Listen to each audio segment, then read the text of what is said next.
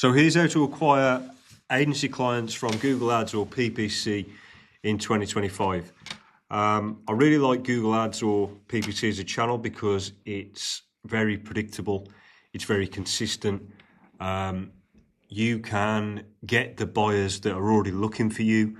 So there's no kind of persuasion involved. You can get from 0 to 1 very, very quickly. And you contrast that with things like getting clients from organic search or social media or sales or conferences or anything like that. There's always a bit of a latency from doing the action and getting the client, whereas PPC, it's kind of you turn it on and you get results or you don't get results. And sometimes not getting results is a good thing as well, because you know actually your offer isn't working or something isn't working. So PPC is the first channel in any business really that I like to turn on if budget allows or if the margin allows, and then you can really see if your offer works or not. And if it does, you're going to get sales straight away and you're in business and good. And if not, then you need to go back to the drawing board and decide what it is you need to change or test. And basically, the downsides of this is the margin. So there's going to be less margin involved because you're going to be paying a lot for the sale. When you compare it to organic or when you compare it to like cold outreach or cold email or something like that. But that's just the price you pay, I think, for this convenience. So yeah, predictable. You turn it on, you put in £1, you get £2 back. Great, keep it on. It's always on, so there's no sort of downtime where with sales teams or with any other channel like a conference or something like that, there might be some downtime, and you're finding buyers that are looking for you. So you're finding buyers, you sell SEO in London, you sell SEO for dentists, people are looking for that, you're going to appear in the search results. Great. Okay, so there's a benefit there. Now, addressing the cost concern, it is expensive. It can get super expensive, especially in SEO or other agency kind of areas where there's a lot of money to be made, because obviously everyone wants to make that money. Everyone's willing to spend a lot of money to make that money. And we'll talk about further on what to kind of use as a metric to know if you're making money or not. A lot of people get that bit wrong. But just addressing the cost concern here, obviously, if you're gonna bid on something like SEO agency, or even SEO agency London, or marketing agency or design agency, some locations and some broader terms are going to be expensive. But if you really drill down into maybe industry, so what industries do you serve? Let's look at if there's any volume or if there's any worthwhile campaigns we can do. For example, if you serve dentists or construction companies or e-commerce or lawyers, split your ads up into these different campaigns and target those. So not only does the ad speak a lot more to that type of customer looking for it, you're going to get cheaper clicks because there's less people trying to get these more individual niches, and so therefore you make a better margin on those, and it doesn't become so expensive. Locations is also a good one. So if you serve multiple locations, obviously if you're nationwide, you serve all locations, but it still might be worthwhile, to have New York SEO agency or Los Angeles SEO agency or Birmingham SEO agency, London. Some locations are going to be more expensive than others because they're very big. But you can drill it down. If you see there's traffic there, or if you see there's a worthwhile volume there at all, it's worthwhile doing this. And you can have different location pages if you like, which can help with conversion again. Another one is splitting by services. So if you offer like content writing, or you offer digital PR, or you offer link building, or you offer design, put those separately into separate campaigns, because people are going to be looking for them. They see you offer it. they click on your site, it's a page about that. You're not just going, oh, we're a marketing agency, we do everything for everyone. Come click our site. The clicks are going to be super high. People have got to navigate around to see if you do the thing they're looking for. So that's another way of getting customers, making it a bit more cost effective, but also the conversion rate is going to be a lot higher when you drill down to industry, location, service. So again, just going over these industries, like there's obviously thousands of industries. I've just chose lawyers and dentists. These are pretty competitive, but there's obviously construction, there's local businesses like plumbers, electricians and stuff like that. You might want to go e-com only. You might want to go service-based business only. There's a lot of different ways you can slice this, but targeting industries and having an ad that speaks to that industry, a landing page that speaks to that industry, an offer that speaks to that industry, make it completely congruent from their search right to the point where they contact you or book a call or place an order.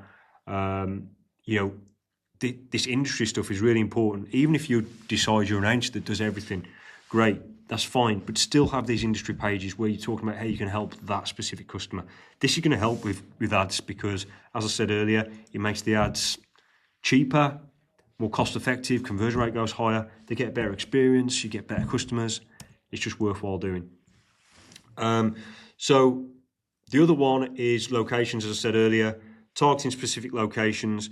If you are a local agency, this makes sense anyway, but if you are a national agency, you could still target these individual locations, speak to that location, have a landing page for that location. If you're a national agency or an online agency where you don't have any sort of benefit of targeting a location, that's fine, but you can still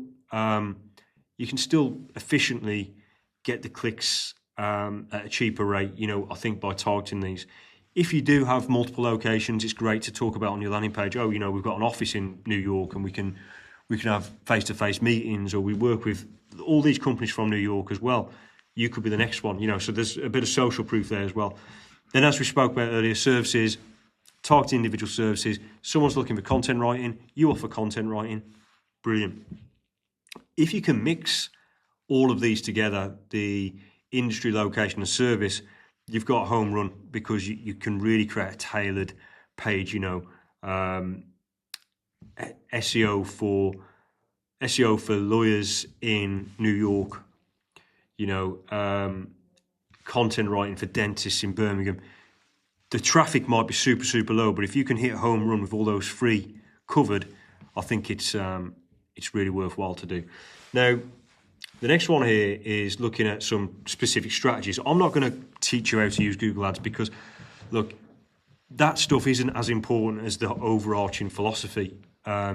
Someone else will be doing the Google Ads for you. Someone else should set that up, but you need an overarching philosophy of what you're targeting, how you're targeting your offer, knowing the ins and outs of, how to increase budgets, decrease budgets, or create an ad group is kind of like redundant at this point. But let's just talk a little bit over this stuff. So PMax is kind of good to mop up the leftovers, I like to call it. So you don't want to.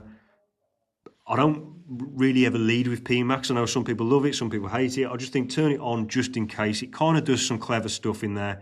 It includes display, it includes YouTube. It will follow someone around on their journey of clicks and then onto websites and then searches and then on YouTube, and it'll show them a video there, and it'll try and take them through to the buying cycle, and it'll bid on stuff that you wouldn't think of. It will probably bid on you can control it a fair bit, but it will bid on blog posts you've got on your website and stuff like that. So if it all works, if it kind of makes sense at the end of the test of using PMax and the cost per acquisition is within reason, just keep it running, but just keep it at a lower target than your search campaigns, because you don't want it overriding them. It will take up a lot of brand searches as well. I think there's ways to exclude that. But if it works, if the overall is positive and you're making ROI from a PMax, keep it on. With brand bidding, this is another one where people say, do it, don't do it. I just kind of like to do it, put a low amount of budget in there. You've got to kind of protect your brand. Other people are going to be on your brand, especially if you're a big one. I know it happens to us. You've got to kind of protect your brand. It's kind of paying your own rent. You know, you're paying rent for your brand in Google, being number one. You probably rank number one as well, but with all the ads and everything else in there, especially if you're a big brand, like I said earlier, or you share your name with a rapper, you know, I think it works to apportion some budget to brand bidding. And my next point is keeping simple ad groups. Don't go crazy on the over optimization. I know people have got different ad groups for different towns and different ad groups for each keyword, and then they have like automations to increase the bid on a Thursday by 30% because historically Thursdays are better. Like, I think you just get a headache doing all that stuff, and then you lose sight of the overall, and it's harder to make big decisions when your ad groups are so sort of distributed and decentralized. You can't really make a big decision. Say, should we test this ad? You've got to test the ad in all the little ad groups and all the little campaigns, and it becomes like a headache. And you can't. If you get someone new in looking at the campaign, they're going to wonder what the hell's going on. How, you know, it just isn't scalable, in my opinion, to be super over optimized. Be sensible, but you know, I think you don't have to go broad match keywords on everything. This is something I haven't put on here, but I'm not really a fan of going completely broad match, but phrase match keywords and keep the keywords, you know, quite broad. See what you get. Use negative matching to kind of like get the crap out. Let Google do its thing, because a lot of the keywords people convert on are stuff you haven't even thought of. There's so many new keywords being searched every day that relate to your service that you haven't thought of. It's not about your vanity keyword. It's about the millions and millions of long tail keywords that someone might search one day. You need to have a little bucket or a little net ready to catch that. And I think you can do that with phrase match. You can do it with broad match in some instances, but sometimes that's kind of letting the foot off the pedal a bit too much. So this is a really important bit that a lot of people get wrong. Focus on the customer lifetime value rather than the sale. So if you know, for example, if you're selling like a £1,000 a month service, you know on average, customers stay with you for 10 months or whatever. So your customer lifetime value is 10,000. So you know you can actually afford to pay maybe 1,000 to 2,000 for that customer. So that means you're losing money on the first month. A lot of people find that hard to stomach. I'm paying £1,000 or £2,000 and I'm only getting 1,000 now. But you've got to look at the lifetime value. This is harder to do if you're a brand new company, but agencies that have been going for a while, you're going to know your average lifetime customer value. If you've got more of a productized service marketplace, it might be that customers repeat order X amount of times. It's worth X amount over 2 years or 3 years. That means you can spend a lot more than the initial sale. Don't worry about losing money on the initial sale. If you know your average customer value is 10 grand or whatever, you can afford to pay 1 to 2 grand on that acquisition of a customer. So I think it's less looking at your initial money that you get back and more looking at the lifetime customer value. Okay, so just a quick note on here to make 3 to 5x if you need a number to kind of aim for. I'd always aim for something like that, and that's with lifetime value, not the sale. So, as I said earlier, PMax does some display ads on YouTube, so you generally don't need to worry about doing this, but it may be something you want to do after you've got a really good offer in place and your Google search ads are doing really well. You might want to look into doing a dedicated display ads campaign, dedicated YouTube ads campaign. You need a good funnel for this. It's going into the realm of sort of display interruption advertising, whereas Google Ads is someone searching for you and you're there. Great, that's an easy kind of you don't need anything clever to sell what they're looking for. To interrupt people, you need a hook and you need a funnel and you need something a bit more complicated, which we'll cover on a different video. So I hope this helps, and this is my guide on getting clients from Google Ads.